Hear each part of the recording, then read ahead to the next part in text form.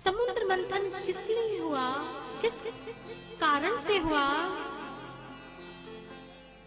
जब इतना सुना तो श्री सुखदेव जी महाराज कहते हैं कि राजन, दुर्वासा ऋषि जी प्रभु के दर्शन करके आ रहे थे और श्री हरि ने उन्हें अपने गले के हार दिया, माला दी। दुर्वासा ऋषि जी श्रीमन नारायण नारायण श्री हरि का ध्यान करते हुए वो आ रहे थे और मार्ग में इंद्र देव मिले। जब इंद्र से भेंट हुई तो इंद्र दुर्वासा ऋषि जी के चरणों में प्रणाम किया, उनके चरणों में प्रणाम किया। दुर्वासा ऋषि जी प्रसन्न होकर जो पुष्पों की हार श्री नारायण भगवान ने उन्हें दी थी, वो पुष्पों की हार वो किसे देते हैं? इंद्र को। मगर इंद्र ने देखा कि मेरे गले में तो मणियों की माला है, सुंदर सुंदर, और अगर मैंने इस पुष्पों की माला पहन ली तो जो चमचमाती चमक उठ रही है मेरे इस स्वर्ण और हीरे मोती रत्नों से आ रही है, वो शोभा ढक जाएगी। तो उसने उस हार को पहना नहीं। ऐरावत हाथी पर उसे डाल दिया।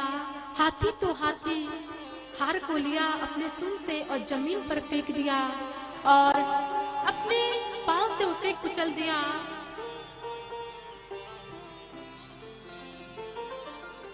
जो ही देखा दुर्वासा ऋषि जी ने तो उन्हें क्रोध आ गया और क्रोध में आकर उन्होंने श्राप दे दिया कि इंद्र, तुम्हें धन का घमंड हो गया है।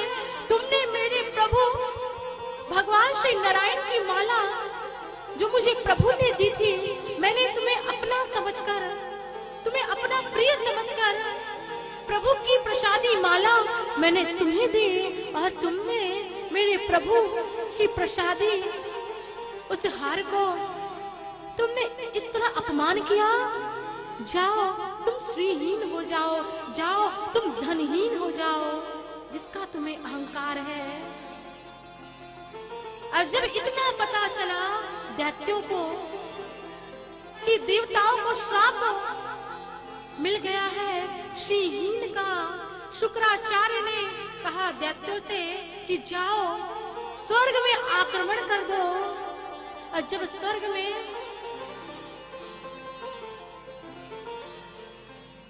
आक्रमण किया, देवता दैत्य आए और जब दैत्य आए तो क्या हुआ? श्राप के कारण देवता दैत्यों का सामना नहीं कर पाए और उन्हें स्वर्ग छोड़कर, इंद्र को अपना सिंहासन छोड़कर वहां से भागना पड़ा। अब वह सब व्याकुल होकर जाते हैं भगवान श्री नारायण जी के समक्ष जाते हैं। भगवान श्री नारायण ने कहा कि देखो, तुम्हें दुर्वासा ऋषि ने श्राप दिया जिसके कारण तुम श्रीहीन हो गए हो। अगर तुम चाहते हो तुम्हारा तेज, तुम्हारा बल, तुम्हारी शक्ति तुम्हें पुनः प्राप्त हो जाए तो तुम्हें समुद्र मंथन करना पड़ेगा, समुद्र मंथन करना पड़ेगा। और इस समुद्र मंथन में तुम्हें दैत्यों का भी साथ लेना पड़ेगा। बिना उनके साथ के समुद्र मंथन नहीं होने वाला, समुद्र मंथन नहीं होने वाला। देवताओं ने कहा, प्रभु दैत्य हमारा साथ क्यों देंगे भला? भगवान नारायण ने कहा, तुम उन्हें अमृत का लालच देना कि समुद्र मंथन होगा तो अमृत निकलेगा और हम अमृत का पान कर लेंगे तो हम सब अमर हो जाएंगे। तो लालच के कारण वो तुम्हारा साथ अवश्य देंगे। साथ अवश्य देंगे।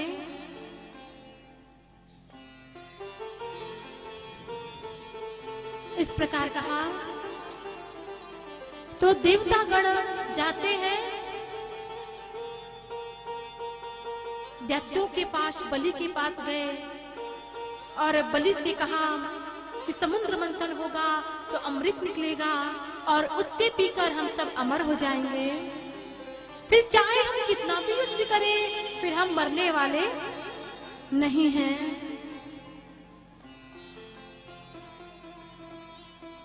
मरने वाले नहीं हैं।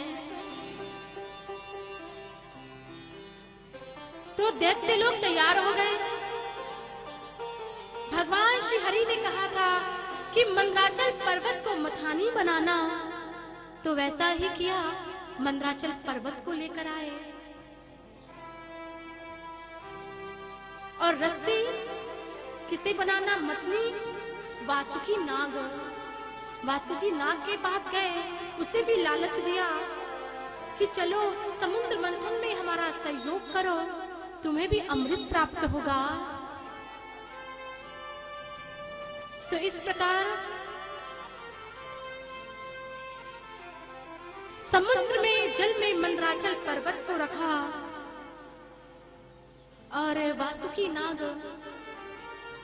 का जो मुख जो है, भगवान ने कहा, श्री हरि ने कहा देवताओं से कि तुम मुख की ओर तुम आ जाओ, क्योंकि प्रभु चाहते थे कि मुख की ओर कौन रहे, दैत्य। मगर हम कहेंगे उन्हें कि तुम यहाँ मुख के, सर्प का जो मुख है उसे तुम पकड़ो, तो वह तैयार नहीं होंगे। तो इसलिए घुमाकर कहा कि देवताओं तुम उच्च कुल के हो, तुम उच्च कुल के संतान हो, एक काम करो, तुम्हारा सर्प के मुख जो है इसे तुम पकड़ो और जो पूंछ है वो दैत्य पकड़ेंगे। जब इतना सुना दैत्यों ने, तो वो कहते हैं अरे नहीं नहीं, हम पूंछ नहीं पकड़ेंगे, हम मुख पकड़ेंगे। और जो श्रीहरि वही चाहते थे। अरे हम भी अच्छे कुल की संतान हैं। इस प्रकार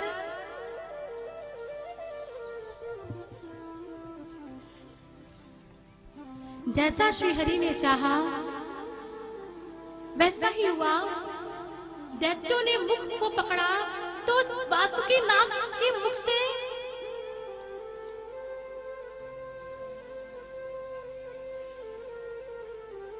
अग्नि एक निकलने लगी, जिसकी ज्वाला से जो दैत्य हैं वो जलने लगे, जलने लगे। समुद्र मंथन जब आरंभ हुआ तो मंदराचल जो पर्वत है वो समुद्र में भीतर जाने लगा। तो जब भगवान ने यह देखा तो उसी वक्त भगवान ने कच्छप रूप धारण किया और मंदराचल पर्वत को अपने पीठ पर धारण कर लिया। अब समुद्र मंथन होता है, तो जब समुद्र मंथन हुआ तो समुद्र मंथन से सर्वप्रथम क्या निकला? हलाहल विष निकला। हलाहल विष, और इस विष के ताप से चारों ओर सब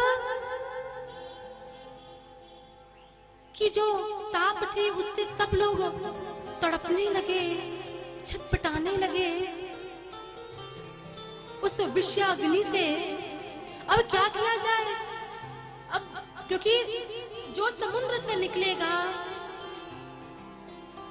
उसे व्यर्थ नहीं किया जा सकता, उसे किसी न किसी को लेना ही पड़ेगा। तो विष निकला, हलाहल विष। तो उस हलाहल विष को क्या किया जाए?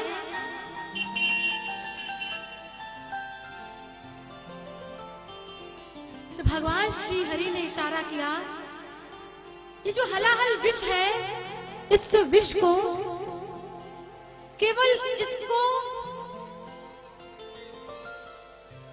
विष कोई एक ही ले सकता है, कोई एक ही है जो इसे स्वीकार कर सकता है, और वो है महादेव, भगवान शिव। तुम उनकी शरण में जाओ,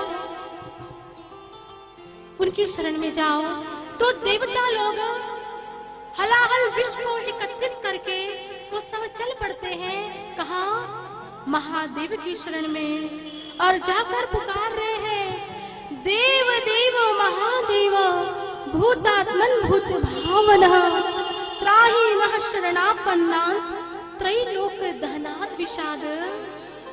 देव देव महादेव, हे प्रभु हमारी रक्षा कीजिए, हमारी रक्षा कीजिए। जब प्रभु ने देखा देवताओं को कि व्याकुल है, पीड़ित है और विष लेकर आए हैं, अगर मैंने इस विष का पान नहीं किया तो सारा संसार नष्ट हो जाएगा इस विष की ज्वाला से तप्त होकर।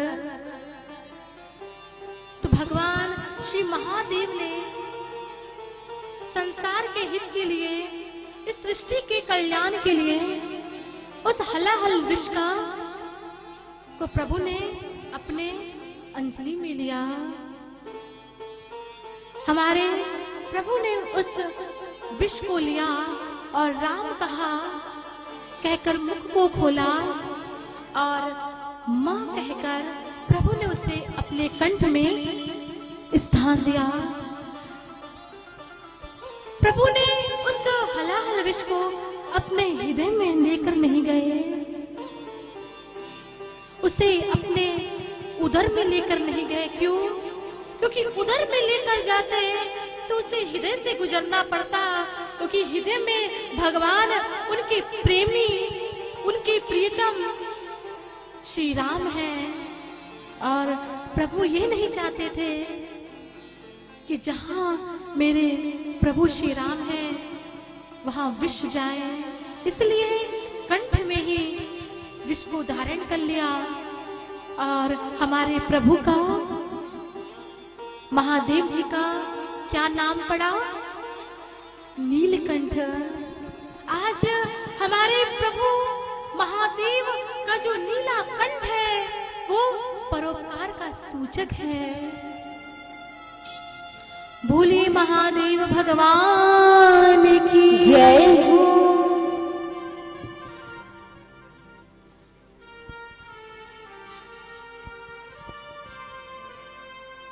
और जब विष महादेव जी ने स्वीकार कर लिया तो देवतागण जाते हैं समुद्र मंथन करने के लिए, और समुद्र मंथन होता है। इस प्रकार समुद्र मंथन से कई रत्न निकलते हैं। ऐरावत हाथी निकला, अश्व निकला, कौस्तुभ मणि निकली, कामधेनु गाय निकली, धनुष निकला, पारिजात वृक्ष निकला, अप्सराएं निकली समुद्र मंथन से। और उसी समुद्र मंथन से माँ लक्ष्मी का भी प्राकट्य हुआ। माँ लक्ष्मी का प्राकट्य हुआ। माँ लक्ष्मी के अद्भुत स्वरूप को सब लोगों ने देखा तो सब मोहित होने लगे। सब ऋषिगण की यही कामना कि लक्ष्मी हमें प्राप्त हो जाए, मगर लक्ष्मी ने श्री हरि के गले में वरमाला डाली। और इस प्रकार आगे समुद्र मंथन से हमारे धन्वंतरी भगवान अमृत का कलश लेकर श्री धन्वंतरी भगवान समुद्र से आते हैं। और इस प्रकार समुद्र मंथन से 14वां जो रत्न था वो अमृत निकला। अमृत।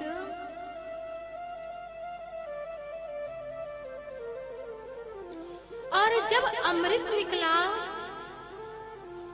तो दैत्य जो है वो धन्वंतरी भगवान के पास दौड़े दौड़े आते हैं और उस अमृत के कलश को छीन लिया। अब एक कहता है इसे हम पिएंगे, एक कहता है इसे हम पिएंगे। उसी वक्त हमारे श्री हरि ने मोहिनी रूप धारण किया। जब प्रभु ने मोहिनी रूप धारण किया तो दैत्य भगवान के मोहिनी रूप को देखकर मोहित होने लगते हैं। जो आज वो आपस में लड़ रहे थे, झगड़ रहे थे, मैं पीऊंगा, मैं पीऊंगा, मैं पीऊंगा, वो लड़ना बंद हो जाता है और वो मोहिनी की ओर देखने लगते हैं और विचार करते हैं क्यों ना हम जो आपस में लड़ रहे हैं, झगड़ रहे हैं, हम ये अमृत का कलश इसे दे देते हैं और इसे कहते हैं कि यह स्वयं हमें अमृत का पान कराए। उन्होंने आवाज लगाई कि सुंदरी तुम कौन हो और जो यहाँ अकेले विचरण कर रही हो? क्या तुम हमारा एक काम कर सकते हो? वो देखकर मोहित हो रहे हैं स्वरूप को। क्या हम आपस में लड़ रहे हैं, झगड़ रहे हैं? मोहिनी ने कहा तुम लड़ क्यों रहे हो, झगड़ क्यों रहे हो? कहा समुद्र मंथन हुआ और समुद्र मंथन से यह अमृत का कलश निकला है, इसके पान के लिए हम लड़ रहे हैं, झगड़ रहे हैं। एक काम कीजिए, आप स्वयं हम सबको पिला दीजिए। तो देखिए मोहिनी जी ने उस कलश को लिया, दैत्यों से कहा मैं एक बात कहूं तुमसे,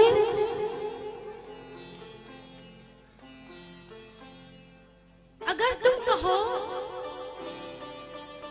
ये जो अमृत कलश है, कलश के नीचे गाढ़ा गाढ़ा अमृत है और ऊपर ऊपर पतला पतला है, अगर तुम कहो तो जो पतला पतला है उसे मैं देवताओं को पिला देती हूँ, देवताओं को पिला देती हूँ। तो लाइन से पंक्ति से लग गए देवतागण, मगर इन सब की चालाकी एक स्वर भानु नाम का एक दैत्य था, वो उसे पहचान गया। चंद्रमा और सूर्य के मध्य में स्वर भानु नाम का दैत्य आकर पंक्ति में वो भी बैठ जाता है। भगवान ने पंक्ति से अमृत का पान कराया। भगवान जान गए यह दैत्य है, मगर उसे भी प्रभु ने पान कराया, क्योंकि संत कहते हैं कि पंक्ति का भेद नहीं करना चाहिए, यहाँ दोष लगता। मगर चंद्र और सूर्य ने इशारा किया, प्रभु जिसे आपने अमृत पिलाया है यह कोई देवता नहीं, यह दैत्य है। उसी वक्त प्रभु ने अपना मोहिनी स्वरूप का त्याग किया और अपने निज स्वरूप में प्रकट हो जाते हैं और अपने सुदर्शन चक्र के द्वारा उसके मस्तक को काट दिया, मगर अमृत का पान कर लिया था, जिसके कारण वह दैत्य अमर हो गया। और वह दैत्य पहले जो ग्रह थे वो 7 थे, मगर स्वर भानु दैत्य ने जब से अमृत का पान किया तो राहु और केतु ये 2 ग्रह और बढ़ गए और इस प्रकार 9 ग्रह हुए, 9 ग्रह। अब चारों ओर जब दैत्यों ने देखा हमारे साथ तो बड़ा ही गलत हुआ, हमने इस पर विश्वास किया और इसने देवताओं को अमृत पिलाया। आपस में युद्ध हुआ, युद्ध संग्राम हुआ, मगर देवताओं ने अमृत का पान कर लिया था, तो देवताओं की विजय हुई और दैत्य पराजित हुए।